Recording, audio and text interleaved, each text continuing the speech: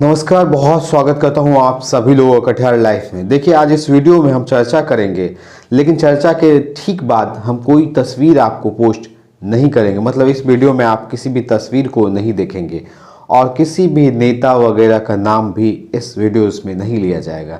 अब इसके पीछे की कहानी क्या है, ये वीडियो पूरा देखने के बाद ही आपको पता चलेगा।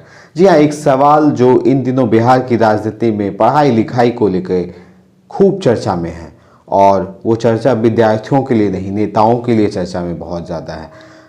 लेकिन नेताओं की जो कुछ इंटरव्यूज़ आ रहे हैं उसको लेकर सवाल उठ रहा है कि जब वो दूसरों पर इल्ज़ामात लगाते हैं तो खुद अपनी पढ़ाई लिखाई सार्वजनिक क्यों नहीं करते। हम और आप जब किसी क्लास से पास करते हैं, किसी स्कूल से पास करते हैं, तो आसानी से और स्वाभिमान के तहत बोल सकते हैं कि भैया मैंने इस स्कूल से पास किया है। लेकिन कुछ नेताओं की तस्वीरें ऐसी आ रही हैं जहां पर वो लोग कह ही नहीं पा रहे हैं कि मैंने इतने ईस्वी में पास किया है, इस स्कूल से पास किया है।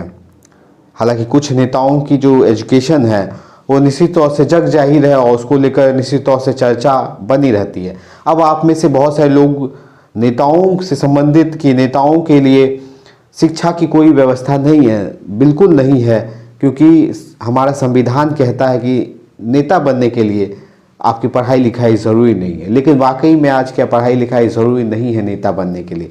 ये दिलचस्प मामला इसलिए क्योंकि दो चीज़ें हो सकती है। बहुत सारे लोग इस वक्त आएंगे कि अनुभव भी एक चीज़ होती है, लेकिन अनुभव और शिक्षा दोनों पर हम इस वीडियो में चर्चा कर रहे हैं। अनुभव कैसे हो सकता है एक राजनेता को जो अपनी 5 मंजिला इमारत में रहे और उसके बाद उसे गरीबी का एहसास हो जाए? नहीं हो सकता ये एहसास। चांदी के चम्मच पर आपको भूख का जो एहसास है वो नहीं हो सकता है।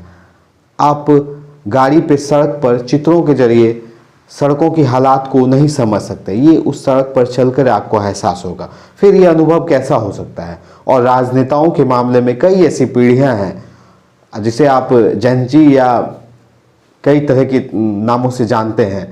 पीढ़ियां हैं जो निश्चित तौर से चांदी की चम्मच में अपनी राजनीतिक रोटियां सेक रहे हैं, और ये अनुभव कैसे हो सकता है? हालांकि समाज सेवी फिर भी कहलाते हैं। दूसरा है शिक्षा को लेकर।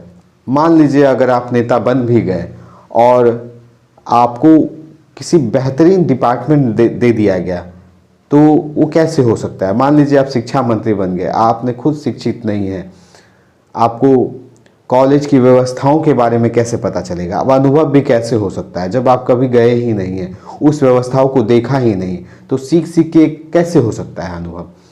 आपको सड़क मंत्री बना दिया जाए और सड़कों का एहसास आपको कैसे हो सकता है कि कहाँ क्या चीज़ ठीक होनी चाहिए?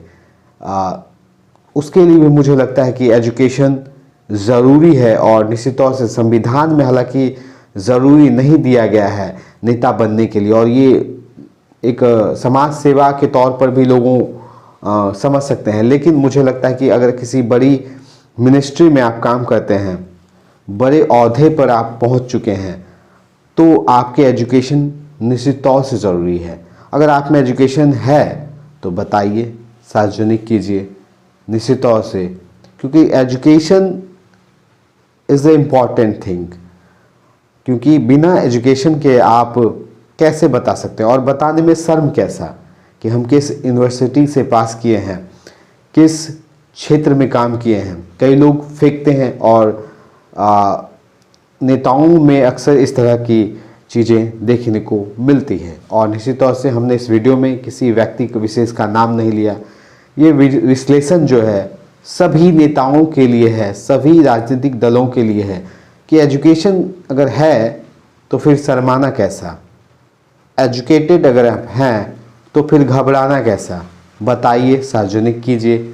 इसमें कौन सी बड़ी बात हो जाएगी? आप अच्छा काम कर रहे हैं, कोई आपको बुरा तो नहीं कह रहा है, फिर शर्माना कैसा है? इस वक्त एजुकेशन को लेकर कई नेता एक दूसरे पर आरोप लगा रहे हैं, लेकिन उन आरोपों का जवाब नहीं आ रहा है और उन आरोप बढ़ते हुए जा रहे हैं, और इस वक्त एजुकेशन को लेकर कई तरह के सवाल जारी हो रहे हैं। खैर, आपके अनुसार एजुकेशन नेताओं के लिए ज़रूरी होना चाहिए, राजनीति में ज़रूरी होना चाहिए? क्या हमारे संविधान में ऐसा बदलाव होना चाहिए अब के समय? ये बताइए हमें फिलहाल इस वीडियो में इतना ही, लेकिन ऐसे तमाम वीडियोस को पाने के लिए फ़ौरन हमें लाइक कर ले, शेयर कर ले, सब्सक्राइब कर ले। यूट्यूब, फेसबुक, इंस्टाग्राम पर उपलब्ध हैं तथा हमारे तमाम सोशल मीडिया लिंक्स को अपने दोस्तों, रिश्तेदार, परिचितों को भी शेयर कीजिए, साझा कीजिए। मजबूत बनाइए हमें। अपना बहुत बहुत ख्याल रखिए। बने रहिए हमारे साथ और देखते रहिए कटिहार लाइव।